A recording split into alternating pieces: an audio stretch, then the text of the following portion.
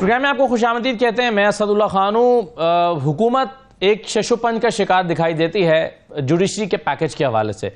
अगरचे नंबर्स हुकूमत के पास पूरे नहीं है, लेकिन ये बहस अभी तक दम नहीं तोड़ रही है कि क्या जजेस को एक्सटेंशन मिलेगी या नहीं मिलेगी, या जजेस की मुद्दत मुलाजमत में तोसी होगी या नहीं होगी।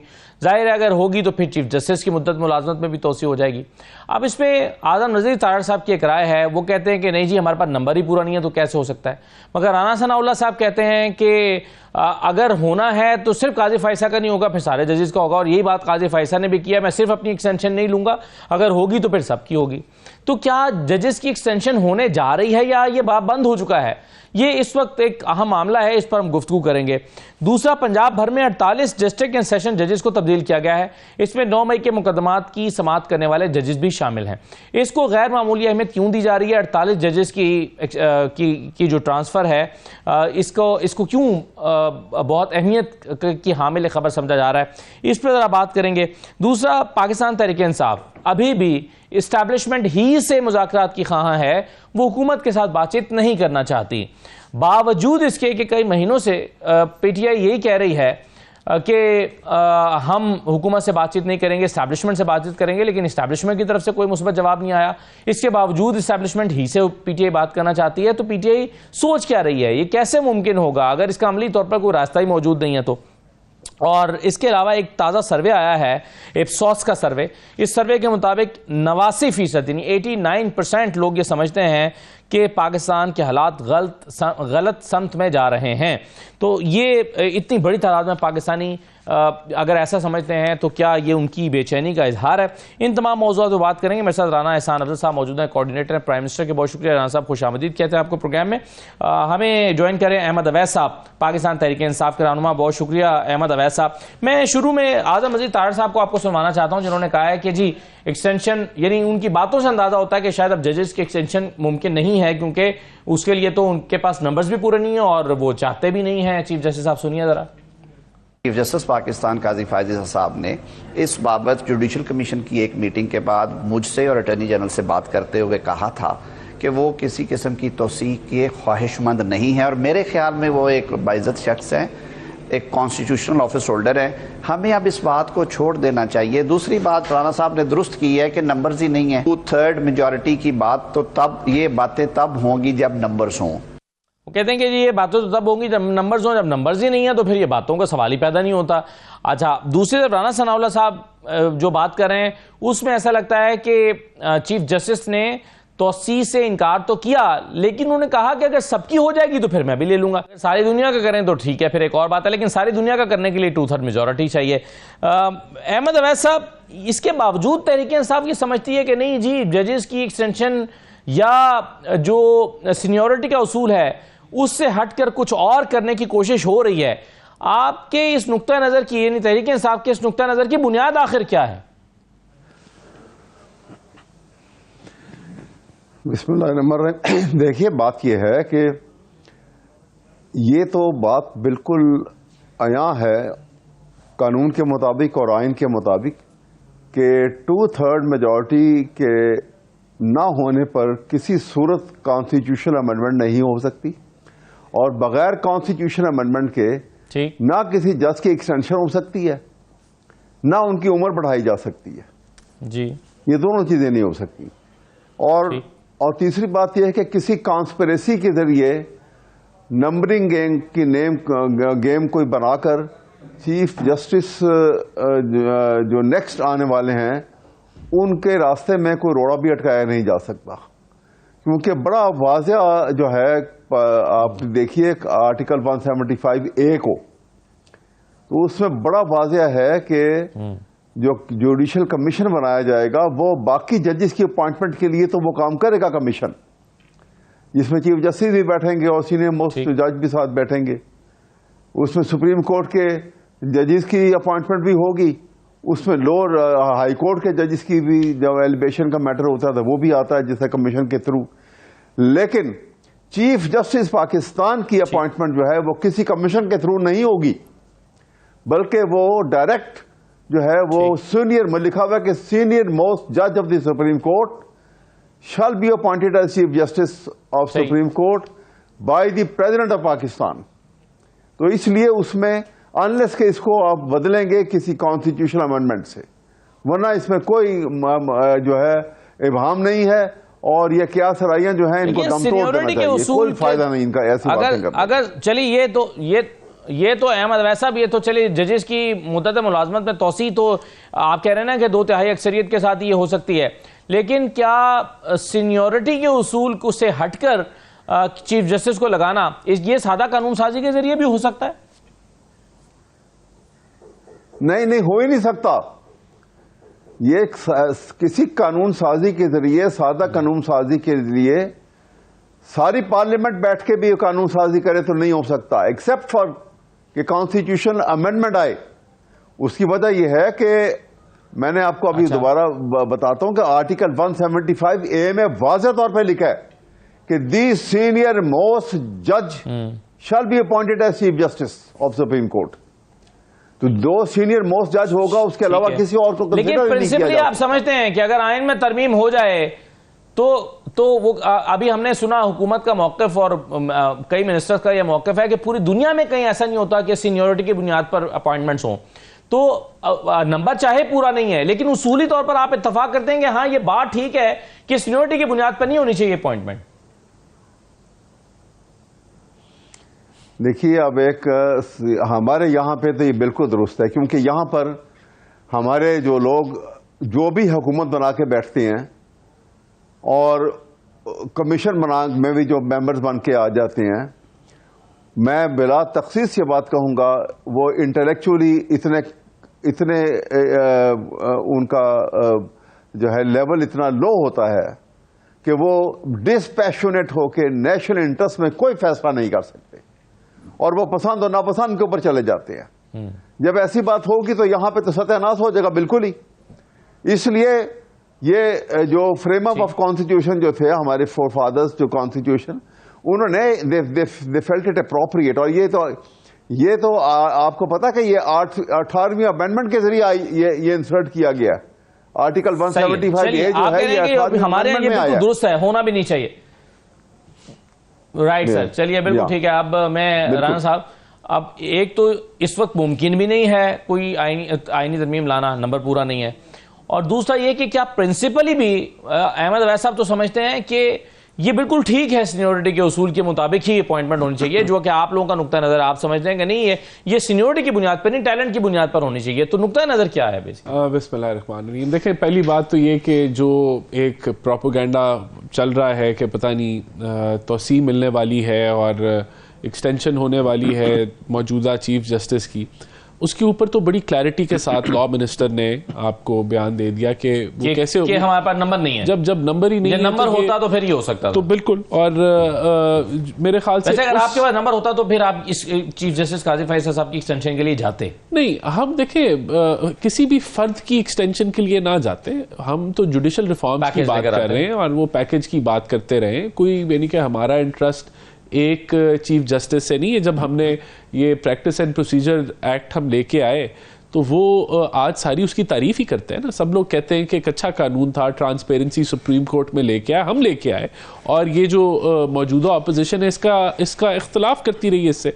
तो बहरहाल कोई भी अगर पैकेज आता है जुडिशरी के हवाले से और उससे जुडिशरी की एफिशिएंसी बेहतर होती है, उसमें ट्रांसपेरेंसी बेहतर होती है, तो उसको अप्रिशिएट करना चाहिए। अब मुख्तलिफ मौक़िफ़ हो सकते हैं। अब ये मौक़िफ़ है कि टैलेंट की बुनियाद पे नहीं होना चाहिए, सीनियरिटी की बुनियाद पे होना चाहिए। तो दोनों पॉइंट ऑफ व्यूज़ के आपके प्रोज और कॉन्स हैं। और जो अपना आज़म नज़ीर तारड़ साहब हैं, उन्होंने बड़ी डिटेल में बयान किया है कि ये बिल्कुल एक क्राइटेरिया होना चाहिए। नंबर पूरा करने की कोशिशें हो रही हैं वैसे, मतलब मौलाना फजल रहमान साहब से जो मुलाकातें एक के बाद दूसरी मुलाकात हुई, देखिए बिल्कुल ये तो है ना कि बिल्कुल कोशिश। देखिए ये तो वैसे ही मौलाना साहब को हम समझते हैं कि उनको गवर्नमेंट की को सपोर्ट करना चाहिए है। इस वक्त हमें मुल्क की जो सूरत हाल है उसके अंदर हमें बिल्कुल उनकी सपोर्ट की ज़रूरत है।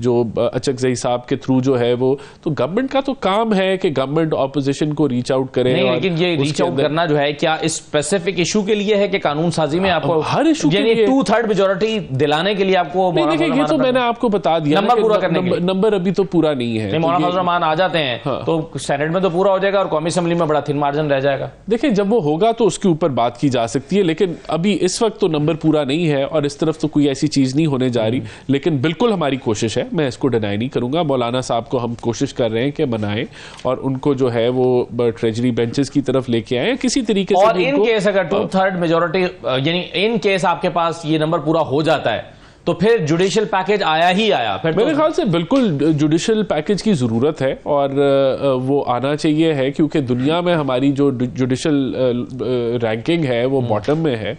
और अगर जुडिशरी को आप एफिशिएंट बनाने की कोशिश करते हैं तो बिल्कुल उसमें कोई ऐसा कोई हर्ज नहीं है। चलिए हाफिज एहसान साहब, ये जो एक बहस है कि सीनियोरिटी की बुनियाद पर चीफ जस्टिस की अपॉइंटमेंट होनी चाहिए या 3 नाम भेजे जाने चाहिए, जैसे बाकी अपॉइंटमेंट्स होती हैं बड़ी अपॉइंटमेंट्स, आप 3 नाम भेजें उसमें से जो है वो सदर एक को जो है वो या एग्जेक्टिव के थ्रू एक की मंजूरी हो जाए, तो कौन सा तरीकाकार दुरुस्त है? बिस्मिल्लाहिर्रहमानिर्रहीम। असद एक बात तो ये है कि अगर आपने सीनियोरिटी का principle supreme court of Pakistan के लिए चेंज करना है तो उसके लिए आपको आर्टिकल 175A की जो क्लॉज 3 है उसको आपको अमेंड करना पड़ेगा।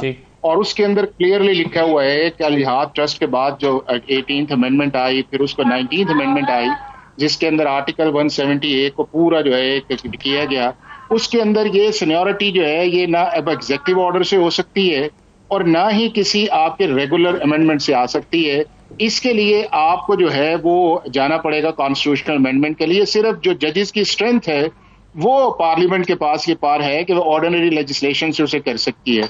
अब दूसरा उस चीज के अंदर ये है कि अगर पार्लियामेंट ये तय कर लेती है कि हाई कोर्ट के अंदर अगर एक प्रिंसिपल जो है इंटरनली जुडिशरी ने डिसाइड कर लिया है कि जी हमने एक पैनल के तौर पे काम करना है और 3 जजेस आएंगे और उसके बाद जुडिशियल कमीशन ने उसको कंसीडर किया है, तो इसका मतलब ये है कि प्रिंसिपल तो हमारी सुप्रीम कोर्ट ने फॉलो किया है, हालांकि ना वो कॉन्स्टिट्यूशन के अंदर लिखा है, ना वो हाई कोर्ट के अंदर लिखा हुआ है, और ना ही जो आपके जुडिशियल कमीशन के 2010 के रूल्स हैं उनके अंदर अभी तक अमेंडमेंट आई है। ये एक प्रपोज है जिसकी मेरा ख्याल है कि 13 को पूरा जो जुडिशियल कमीशन है उसकी मीटिंग आ रही है। तो अगर हाई कोर्ट के अंदर अगर 3 जजेस के नाम पे है तो 3 जजेस जो हैं वो बिल्कुल, अगर पार्लियामेंट ये कंसीडर करती है कि जी टॉप के 3 जजेस 3 होंगे, उसके अंदर ये इख्तियार जो है वो जाके एक बड़ी कमेटी को दे देते हैं।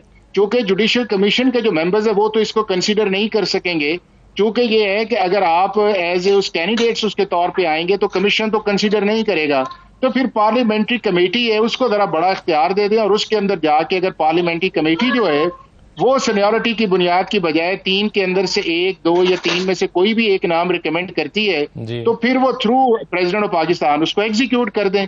लेकिन एक चीज ये है इसके अंदर है कि जितनी देर तक आप पहली कॉन्स्टिट्यूशन अमेंडमेंट को या अंडू न करें या उसके अंदर अमेंडमेंट न करें, यही चीज चलेगी।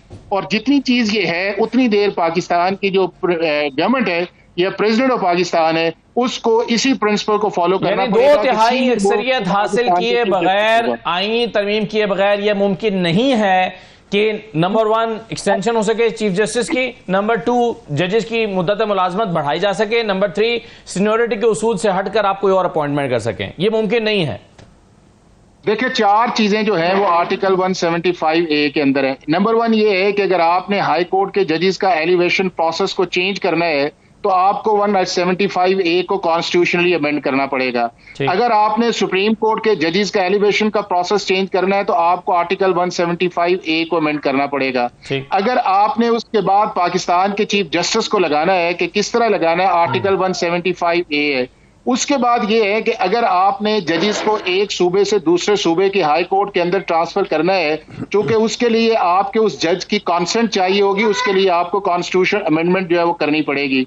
उसके बाद ये है कि अगर आपने जजेस की मियाद को बढ़ाना है तो उसके लिए आपको कॉन्स्टिट्यूशन अमेंडमेंट भी करनी पड़ेगी। और अगर आपने जजेस का जो एलिवेशन एज है यानी कि 45 है उसे 40 करना है या और आगे पीछे करना है तो उसके लिए आपको कॉन्स्टिट्यूशन अमेंडमेंट जो है वो करनी पड़ेगी। लेकिन जजेस की स्ट्रेंथ जो है वो अगर आपने बढ़ानी है तो वो आपको एक ऑर्डिनरी लेजिस्लेशन है, और अगर आपने मेजर शिफ्ट करनी है कॉन्स्टिट्यूशनल जुरिस्डिक्शन के अंदर, जो आर्टिकल 184 है या 185 या 186 या 187 या 188 है, तो उसके लिए आपको कॉन्स्टिट्यूशनल अमेंडमेंट जो है वो करनी पड़ेगी।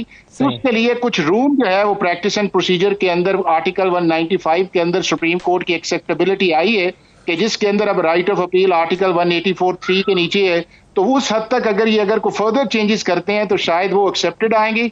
बाकी उसके अलावा असर जितनी भी चीजें हैं उसके लिए कॉन्स्टिट्यूशनल अमेंडमेंट है, और वो आर्टिकल 238 और 39 के अंदर जो है वो क्लियरली लिखा हुआ है कि आपकी टोटल मेंबरशिप जो है उसके लिए आपको 2/3 चाहिए। नेशनल असेंबली के लिए तकरीबन 224 आपको चाहिए, और वो मेंबर आपको चाहिए जिनके ऊपर आर्टिकल 63A का इतलाक न होता हो।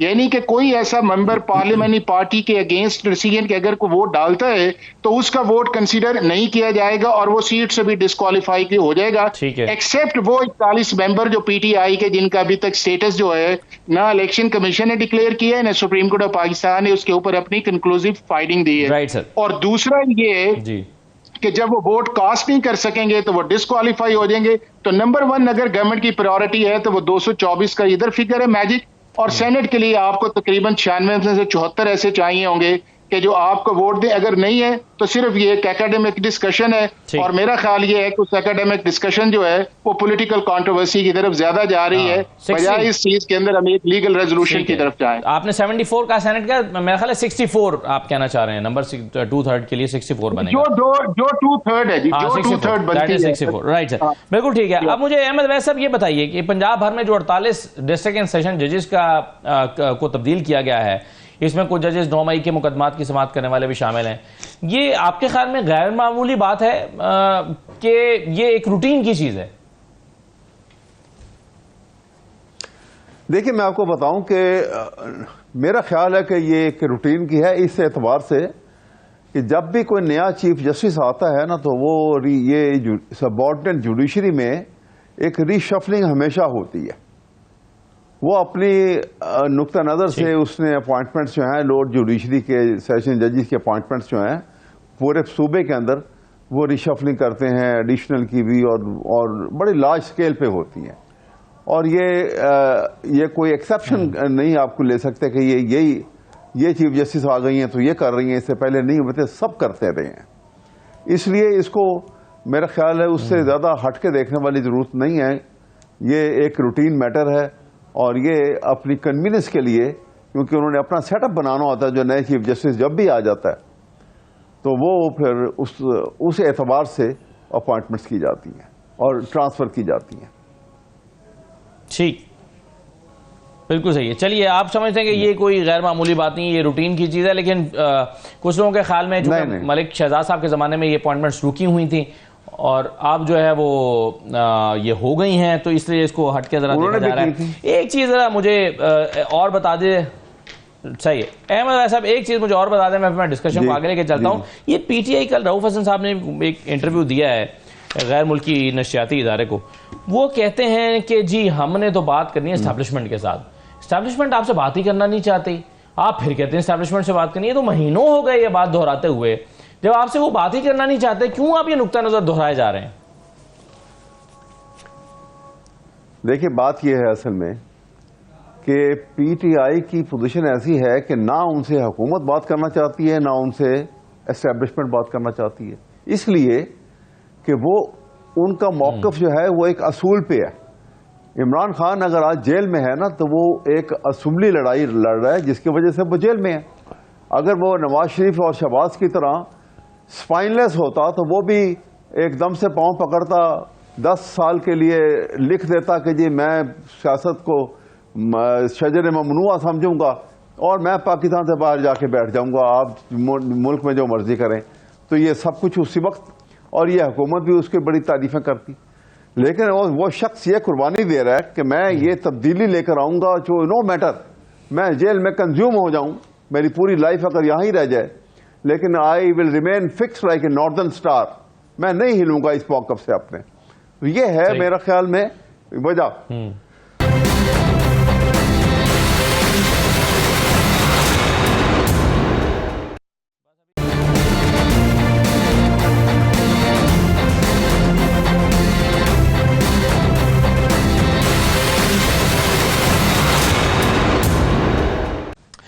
दोबारा आपको खुशामदी कहते हैं। एक सर्वे आया है जी इप्सॉस का, और सर्वे जो है वो मैं चंद पॉइंट्स आपके सामने रख देता हूँ राना साहब, फिर आप ज़रा इसको जवाब भी दे दीजिएगा।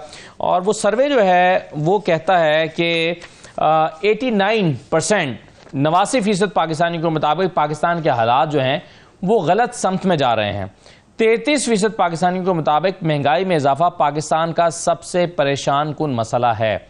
94% पाकिस्तानियों के मुताबिक उनके लिए एक बरस पहले के मुकाबले में घरेलू अशिया की खरीदारी मुश्किल हो गई है। 94%। 70% पाकिस्तान के ख्याल में आइंदा 6 माह में उनके इलाके में की मुआशी सूरत हाल ख़राब तर होगी। 67% पाकिस्तानियों के मुताबिक आइंदा 6 माह में उनकी मुआशी सूरत हाल कमज़ोर तर होगी। 13% के मुताबिक उनकी मुआशी सूरत हाल में बेहतरी आएगी। 90% पाकिस्तानियों के मुताबिक वो अपने मुस्तकबिल के लिए पैसे बचाने के लिए ज़्यादा पुरएतमाद नहीं है। 94% पाकिस्तानियों के मुताबिक 1 साल पहले के मुकाबले में उनके के लिए बड़ी ख़रीदारी जैसा कि घर, कार वगैरह ख़रीदना मुश्किल हो जाएगा, मुश्किल हो चुकी है। अब ये जो फिगर्स हैं 94%, 90%, 70%, फिर 94%, ये फिगर्स राना साहब बताते हैं कि लोग मायूसी का भी शिकार हैं, परेशानी का भी शिकार है, और आइंदा भी हालात में बेहतरी नहीं देख रहे और वो समझते हैं कि चीज़ें गलत डायरेक्शन में जा रही हैं। देखें, असद जो ताकत है प्रोपेगेंडा की वो इतनी ज़्यादा है कि अच्छे को बुरा भी जो है वो महसूस किया जा सकता है कि हालात बेहतरी की तरफ जा रहे हों, लेकिन लगे ऐसे कि मायूसी अगर आप फैलाएंगे तो ऐसा मुमकिन है कि लोग मायूस हो जाएं। अब मैं आपको, आपके ख्याल में लोग मायूस नहीं है इस वक्त? नहीं, मैं आपको नहीं, देखिए आपके ख्याल में लोग समझते हैं कि सही डायरेक्शन में हर चीज़ आ रही है? नहीं, मैं नहीं कह रहा, मैं ये तो सर्वे आपका बता रहा है कि लोग अगर मायूस हैं, लेकिन हालात देखें किस तरफ जा रहे हैं। आपका रुपया जो है वो स्टेबल हो गया है, आपका रुपया डीवैल्यू नहीं हो रहा। 1-1.5 साल पहले मुल्क डिफ़ॉल्ट था, डिफ़ॉल्ट की बातें हो रही थी, और बिल्कुल जिस तरीके से 38% पे महंगाई की शरह चले गई थी, इस अगस्त के महीने में महंगाई की शरह 9.6% आई है, जो कि सिंगल डिजिट है, और पिछले 3 सालों की कम तरीन महंगाई की शरह है। अभी आपको मूडीज़ ने कहा कि ये मुल्क अब स्टेबल नहीं, इसकी पॉजिटिव आउटलुक है। आप Caa2 पे चले गए तो आपकी मईशत जो है वो स्टेबलाइजेशन उसने अचीव कर ली है। ये बहुत बड़ी पॉजिटिव इकदामात हैं जहां हम लेके आए। लेकिन इंडिकेटर्स होते हैं ना जो इदारों के लिए होते हैं, मैं बताता हूं, IMF के लिए होते हैं, मुआशी माहिरीन के लिए होते हैं, लेकिन उसका इम्पैक्ट अवाम के ऊपर आना भी तो होता है। देखिए, बिल्कुल मैं ये नहीं कह रहा कि दूध और शहद की नहरें बह रही हैं, बिल्कुल नहीं बह रही। जो महंगाई की शरह रही है पिछले 1-2-3 सालों के अंदर, उस तरीके से लोगों की आमदन नहीं बढ़ी। लेकिन क्या मुल्क की सिमत ठीक है? बिल्कुल ठीक है। मैंने आपको बहुत बड़ी मेजर चीजें बताई कि महंगाई सिंगल डिजिट पे आ गई है, ये बहुत बड़ी अचीवमेंट है।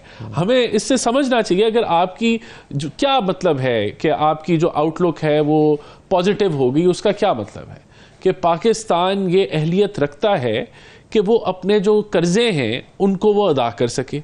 यही है ना पॉजिटिव आउटलुक, और उसका ये मतलब है कि आप एक स्टेबल मईशत देख रहे हैं आने वाले चंद सालों के अंदर। तो अब हमारा चैलेंज क्या है? चैलेंज ये है कि हमने लोगों की आमदन बढ़ानी है। वो हमें ग्रोथ रेट, जब ग्रोथ बढ़ेगी तो फिर लोगों की आमदन बढ़ेगी, तो जो महंगाई जो जमा हुआ है पिछले 2-3 सालों में वो आहिस्ता आहिस्ता जो है वो टूटता जाएगा बेहतरी की तरफ। लोगों को सफोकेशन से लोग बाहर निकलेंगे। मैं एग्री करता हूँ सफोकेशन माशी तौर पे है, लेकिन उससे बाहर निकलेंगे। तो ये सारा देखें, बात ये इसके पीछे बड़ा हमने कैपिटल लूज किया है हमें जो ये। और अभी मैं आपको बता देता हूँ कि बिजली के रेट्स पे हुकूमत दिन रात प्राइम मिनिस्टर की हिदायत के मुताबिक दिन रात काम कर रही है।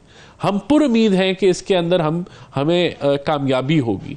कैपेसिटी नहीं, मैंने आपको पहले भी बताया था, उसमें कैपेसिटी पेमेंट्स को हम देख रहे हैं, हम और दीगर मामलात को देख रहे हैं कि किस तरीके से बेहतरी लाई जा सकती है, और इसमें स्ट्रक्चरल रिफॉर्म्स हो रही हैं ट्रांसमिशन लाइंस के, और ये जल्द कुछ चीज़ें हैं जो हमें अगले 2-3 महीने में होती नज़र आ रही हैं, बल्कि शायद उससे भी पहले, और कुछ चीज़ें हैं जो अगले 1 साल के अंदर होंगी। उससे अवाम को हम ये बिजली के मामले में मेहनत हो रही है कि रिलीफ दें।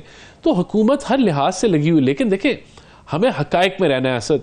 अगर ये कोई कहे कि किसी के पास जादू की छड़ी है और ये जो 1.5-2 सालों में हमें स्टेबलाइज किया है, ये सब कुछ आप 50% डिस्काउंट पे आप चीज़ें करना शुरू हो जाए, वो मुमकिन नहीं है। हम एक पहाड़ी चढ़ रहे हैं और इंशाल्लाह जब हम उस पीक पे पहुंच जाएंगे उसके बाद आसानी से। चलिए, इन बातों का जवाब तो मैं लूंगा अहमद अवैस साहब से, लेकिन हाफिज साहब हमारे साथ अब मौजूद हैं, तो मैं पहले जो गुफ्तगू हो रही थी वो सवाल नहीं हो सका, हाफिज साहब से जवाब नहीं आ सका। हाफिज साहब, पहले तो मुझे ये बता दें कि ये जो डिस्ट्रिक्ट एंड सेशन जजेस के तबादले हैं, ये रूटीन की बात है? जब भी कोई नया चीफ जस्टिस आता है वो तबादले करता है? ये 48 तबादलों पर बड़ा शोर मचा हुआ है, क्या ये शोर मचने की बात है? असद एक तो ये है कि जब भी कोई चीफ जस्टिस आते हैं, चाहे वो लाहौर के अंदर आए, चाहे कराची के अंदर आए, बलूचिस्तान के अंदर आए, या उसके बाद पेशावर के अंदर आए, तो जजेस की रीशफलिंग होती है। और रीशफलिंग का आपको फिगर इसलिए ज्यादा नजर आ रहा है कि पंजाब के अंदर इस वक्त 40 के करीब सेशन जजेस हैं जो आपके डिस्ट्रिक्ट्स के अंदर है, और उसके बाद आपके स्पेशल जजेस हैं जो आपके मुख्तलिफ कोर्ट्स के अंदर जो हैं, जो प्रोविंशियल गवर्नमेंट्स के नीचे या फेडरल गवर्नमेंट के नीचे काम कर रहे होते हैं, और जहां पे आपको चीफ जस्टिस की कंसर्न या कॉन्फ्रेंस चाहिए होती है। तो जब भी कोई नया चीफ जस्टिस आता है, अगर वो फौरन नहीं आ रहा, यानी कि पिछला जो चीफ जस्टिस है उसने थोड़ा सा टाइम गुजारा है और उसने चीजें तबादले वगैरह नहीं की हुई, तो नया चीफ जस्टिस अपनी टीम बनाने के लिए जो है वो इन तबादलों को करता है, वो अपने रजिस्ट्रार को चेंज करता है। जनरली जितने भी चीफ जस्टिस जब आते हैं तो वो उनका जो सबसे पहला अपना होता है वो रजिस्ट्रार होता है। जिस तरह आपने सुप्रीम कोर्ट में भी देखा कि चीफ जस्टिस ऑफ पाकिस्तान अपनी मर्जी का लेके आए, इसी तरह इस्लामाबाद हाई कोर्ट के अंदर भी, और इसी तरह दूसरे प्रोविंस के अंदर है। तो ये कोई चीज ऐसी अनयूजुअल नहीं है कि जिसके अंदर आप ये कहें। हाँ, फिगर इसलिए आपको बड़ा नजर आ रहा है कि चूंकि पंजाब एक बड़ा प्रोविंस है, उसके बड़े सेशन जजेस हैं डिस्ट्रिक्ट्स के अंदर, स्पेशल कोर्ट्स के अंदर, तो उस वजह से आपको चीज लगी है। और उससे पहले जो जज थे, जो चीफ जस्टिस जो सुप्रीम कोर्ट के अंदर आए थे, उन्होंने कुछ तबादले किए थे, लेकिन चूंकि उनका टेन्योर बड़ा शॉर्ट था, तो अब जो हाई कोर्ट की चीफ जस्टिस साहिब आई हैं उनके पास टाइम भी है और वो काम भी करना चाहती हैं। तो अगर उन्होंने इसके अंदर को तबादले या ट्रांसफर पोस्टिंग की है, तो मेरा ख्याल है कि एक रूटीन का मैटर है, चूंकि एज ए चीफ जस्टिस ये उनका प्रेरोगेटिव है कि जो भी वो उन्होंने काम इस सूबे के अंदर करना है, उन्होंने उसके मुताबिक अपनी टीम बनानी है। और टीम बनती जो है, जब से चीफ जस्टिस बने हैं नए, वो अपनी टीम बनाते आए हैं। कोई ना एक्स्ट्राऑर्डिनरी है ना अनयूजुअल है, एक रूटीन की चीज है। हाँ, ये चीज है कि अगर उन्होंने लगाए हैं तो एक फीलिंग जो है वो पाकिस्तान के अंदर, ये प्रोविंस पंजाब के अंदर ये जानी चाहिए कि इन जजेस की जो ट्रांसफर पोस्टिंग है वो एक एडमिनिस्ट्रेटिव काम नहीं है, बल्कि उसके बाद उन डिस्ट्रिक्ट या तहसील्स के अंदर या उन कोर्ट्स के अंदर एक जस्टिस डिलीवरेंस जो है वो नजर आनी चाहिए। और यही मेरी और आप सबकी ख्वाहिश है। बिल्कुल ठीक है, बिल्कुल सही है। चलिए, मैं जरा वापस आ जाता हूँ अपने मौजू पे। अहमद अवैस साहब, आपने अभी बहुत तफसील से राना इहसान अफजल साहब की गुफ्तगू सुनी। उन्होंने कहा कि मईशत बेहतर हो गई है, स्ट्रेंथन हो गई है, चीज़ें राइट डायरेक्शन में अब जा रही हैं, और 3 महीने में हम देखेंगे बिजली की कीमतें भी कम हो गई हैं और लोगों की मायूसी का खात्मा भी होना शुरू हो जाएगा। तो आप भी इत्तफाक करते हैं कि चीज़ें सही डायरेक्शन में जा रही हैं? बिल्कुल ऑपोजिट डायरेक्शन में जा रही हैं। आप ये उनकी अब इख्तरा है, क्योंकि हुकूमत में बैठे हैं तो उन्होंने यही बात करनी है। देखिए, बात ये होती है कि, और यही प्रॉब्लम है पाकिस्तान की क्राइसिस की सबसे बड़ी वजह भी यही है कि जहां पर अवाम जो हैं वो कुछ और सोचते हैं, उनकी एस्पिरेशन कुछ और हैं, और हुकूमत के ऑब्जेक्टिव्स जो हैं वो बिल्कुल उससे मुख्तलिफ हैं। दोनों एक पेज पे नहीं है, दोनों जो हैं एक फ्रिक्वेंसी के ऊपर नहीं है, और यही आपका सर्वे की रिपोर्ट बता रही है। बिल्कुल सही रिपोर्ट है इस लिहाज से। अभी जो कुछ उन्होंने बड़ी तफसील से बताया, ये सारी आर्टिफिशियल डेटाज एंड फिगर जो हैं ये बना के जो इंफॉर्मेशन के लिए ये इन्होंने ये दे दिया है, जिसको आप सोशल मीडिया पे या आप इलेक्ट्रॉनिक मीडिया पे और प्रेस मीडिया में इसको ताकि किया गया कि जनाब महंगाई पहले इतनी थी, उसकी परसेंटेज अब वो 9% के ऊपर आ गई है, फलां इतनी थी। सर, लेकिन 38% से 9% पर आना, सर ये एक मेजर फर्क तो है ना, 38% से 9% पर महंगाई का आ जाना। मैं अर्ज कर रहा हूँ, मेरी बात सुनिए, मैं दुरुस्त कह रहा हूँ, बहुत बड़ा फैक्टर है। लेकिन आप बाजार में जाइए, आप कोई चीज उठा के देख लीजिए और उसमें देखें आज से 2 महीने पहले, 6 महीने पहले, इलेक्शन से पहले और इलेक्शन के बाद, बास्केट ये तो ना कहें, कोई चीज कम नहीं है उसको आप या तो चैलेंज कर दें ना, उसको कहें ये झूठी है। मैं बता, ऐसे नहीं हो सकता। मैं तो, हम तो कह रहे हैं झूठी है, चैलेंज कहां करेंगे? ये क्या कह रहे हैं? ये चीजें देखिए ना, ये सारी आर्टिफिशियल फिगर। आप ये कह रहे हैं कि महंगाई अगर 9% शराब पे आ गई है तो वो एक हकीकत है कि आ गई है।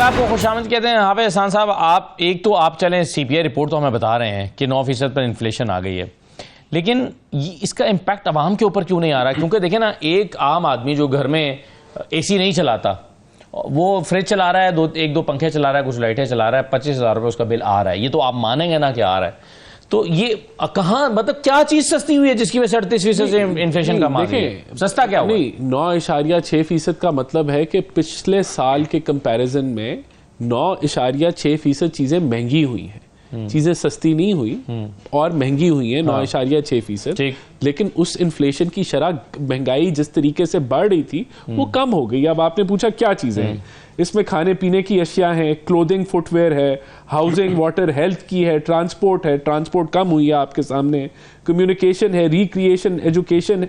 तो ये सारी देखें, ये सारी सीपीआई का जो बास्केट है उसके तहत ये रिपोर्ट है ना। यही दुनिया में अब जो है चीजें जो है वो डिस्कस होती हैं सीपीआई, और ये ऐसे नहीं है कि पाकिस्तान ने कोई अलग बास्केट बनाई हुई है जो दुनिया से मिलती जुलती नहीं है। यही वो फिगर्स, इंडिकेटर्स होते हैं जिनको आप मेजर करते हैं। तो महंगाई की शरह बड़ी है, लेकिन उस बढ़ाव का जो सही है, मतलब 9% बढ़ रही है ना, 9.6 महंगी तो हो रही है, लेकिन 38% महंगी नहीं हो रही, 9% महंगी हो रही है ना। ये बहुत, मैं ये कह रहा हूं कि चीजें स्टेबलाइजेशन की तरफ जा रही हैं। तो मैंने तो ये आपको कहा है, मैंने ये नहीं कहा कि चीजें जो है सस्ती होना, अब सस्ती यानी कि या अगर ठहर जाएं, अगर चीजें ना बढ़े पिछले साल के बनिस्बत में, तो 0% इन्फ्लेशन होगी। तो इन्फ्लेशन तो होती है, तो हम उस तरफ जा रहे हैं, उस सिमत की तरफ जा रहे हैं जहां हम तो आगे ये समझते हैं। असल में वो 38% इतनी ज्यादा हो गई, इस बात का जवाब मैं दूंगा आपको, उसका इम्पैक्ट अभी तक मेरा जवाब सुन लीजिएगा। मतलब आप 9% भी बहुत ज्यादा लग रही है। असल चैलेंज ये है कि लोगों की इनकम नहीं बढ़ी ना, क्योंकि ग्रोथ रेट कम रहा है। अब हमने ग्रोथ, टेक्सटाइल का जिक्र कर रहे थे, टेक्सटाइल इंडस्ट्री बंद हो रही है अभी। देखिए, जो बिजनेस कम्युनिटी है ना, उसके 2-3 इश्यूज हैं। एक तो बिजली का इशू, मैंने आपको पहले ही बता दिया कि हम पुरुमीद हैं कि हम एक अच्छे सोल्यूशन की तरफ बढ़ रहे हैं, और जल्द, ये चंद हफ्तों की बात है कि उसके ऊपर कोई अच्छी अनाउंसमेंट हो जाएगी। दूसरा पॉइंट, बिजली के रेट्स पे, बिजली के मैं आपको बताया ना, जो चाइनीज डेट रिप्रोफाइलिंग हो रही है और दीगर चीजें हो रही हैं, कि उसके अंदर सर जोड़ के हम बैठे हैं कि कैसे हम इंडस्ट्री को जो है वो किसी तरीके से रिलीफ दें। अभी सर्दियों का पैकेज पे काम हो रहा है कि एडिशनल बिजली अगर वो इस्तेमाल करें तो वो उनको अच्छे रेट्स पे मिले, जो भी, यानी कि इसके ऊपर एक मुकम्मल काम हो रहा है। और ये जब रेडी हो जाएगा तो इस पर हुकूमत जरूर उसको सामने लाएगी चंद हफ्तों के अंदर, और 1-2 महीनों के अंदर ये चीजें जब फाइनल हो जाती हैं। अब सूद की शरह थी वो एक रिकॉर्ड हाई 22% पे थी, अब 19.5 पे है। अब हमारी जो इन्फ्लेशन है कम हो गई है, तो अब ये गुंजाइश निकल रही है कि सूद की शरह कम हो। मलिक साहब जो आपके मिनिस्टर हैं वो कह चुके हैं ना, उन्होंने कहा कि जी हमें इस बात का इदराक है कि 45 रुपए पे दुकान नहीं चल सकती, 60 रुपए पे घर नहीं चल सकता, ये या 60 रुपए पे दुकान नहीं चल सकती, मतलब इस रेट पे ना दुकान चल सकती है ना घर चल सकता है, तो ना कारोबार। उससे आप ग्रोथ की बात कर रहे हैं, इंडस्ट्री बंद होगी तो ग्रोथ आएगी कहां से? नहीं, मैं तो आपको बता रहा हूं ना कि बिजली पे भी काम चल रहा है, वो भी मैंने आपको बता दिया। फिर मैंने कहा सूद की शरह भी कम हो रही है, वो भी एक बिजनेस कम्युनिटी का एक इशू है। तो हम वो माहौल पैदा करने की तरफ बढ़ रहे हैं जहां इंडस्ट्री को आसानी पैदा। और अगर आप पिछले साल देखें, हमने $30 बिलियन की एक्सपोर्ट्स का हदफ हासिल किया है। तो ऐसा नहीं है कि सब बुरा है, उसके अंदर नॉन टेक्सटाइल सेक्टर ने बड़ा अच्छा एक्सपोर्ट, और टेक्सटाइल सेक्टर के साथ भी हम लाइजॉन में हैं, उनसे बातचीत हम कर रहे हैं। उनके इश्यूज जो हम हल कर सकते हैं, उनके रिफंड्स का इशू है वो उसको हमने एक्सपेडाइट कराया ताकि उनके वर्किंग कैपिटल के अंदर तंगी ना आए। अब इस सारे में एक सवाल है मेरा, जो इस रिपोर्ट की रोशनी में भी है, वो ये है कि लोगों के अंदर जो बेचैनी मौजूद है या होप ही खत्म हो गई है। होता है ना, होप होती है कि हाँ भाई लगे हुए, हुकूमत काम कर रही है, 3 महीने मुश्किल है, 3 महीने या 6 महीने के बाद चीजें बेहतर हो जाएंगी। लोगों को ये होप क्यों नहीं है आपके ख्याल में? देखिए, मेरे ख्याल से एक तो हमें लोगों को ये बताने की जरूरत है कि क्या पॉजिटिव गेन्स हैं, और हम बता रहे हैं महंगाई की शरह, रुपए की स्टेबिलिटी, स्टॉक मार्केट, IMF का मुआहदा और चीजें बेहतरी की तरफ। और दूसरा ये एंगल है कि एक यहाँ मायूसी फैलाई जाती है कोशिश किया जाता है कि जिस तरह ऑपोजिशन जो एक देखें, इन्होंने तो एक मायूसी फैलाना तो अलग बात है। जब वो हुकूमत में थे नहीं, तो आप जो महंगाई मार्च निकाल रहे थे और मईशत के ऊपर आप हुकूमत को घर भेजने का मुतालबा कर रहे थे, तो आप भी तो मायूसी फैला रहे थे। देखिए फर्क ये कि इन्होंने तो प्रैक्टिकली तौर पे उसके ऊपर काम भी किया ना।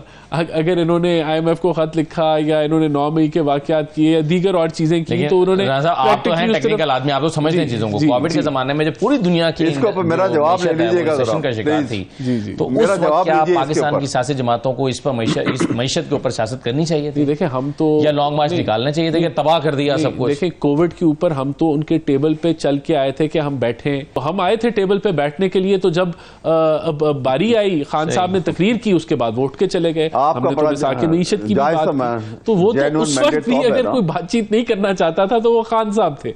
तो ये इनका वतीरा आज भी। चलें, इसका जवाब तुमसे लेंगे। हाफिज हसन साहब साथ है हमारे? जी जी जी, अच्छा हाफिज साहब, मैं अब आपसे एक लीगल एक्सपर्ट के तौर पर सवाल नहीं कर रहा, ये वो टॉपिक हमारा हो गया ओवर। अब मुझे आप एज ए सिटीजन पाकिस्तानी शहरी के तौर पर, ये जो रिपोर्ट हमारे सामने आई है, 89% पाकिस्तानी समझते हैं कि हालात गलत समत में जा रहे हैं, और यानी इतने लोग 90% लोग तकरीबन मायूसी का शिकार हैं। आप एज ए सिटीजन क्या आप देखते हैं महंगाई में कमी हो रही है, चीज़ें बेहतर हो रही हैं, हालात ठीक हो रहे हैं, होप्स बेहतर हो रही हैं, अदम एतमादी ख़त्म हो रही है, बेचैनी और फ्रस्ट्रेशन का खात्मा हो रहा है? देखें असद, एक तो ये है कि पाकिस्तान के अंदर महंगाई कम नहीं हुई, महंगाई की शरह कम हो रही है। हाँ, इसको थोड़ा सा क्लैरिटी ठीक है, इस पर तो होगी ना क्लैरिटी जी।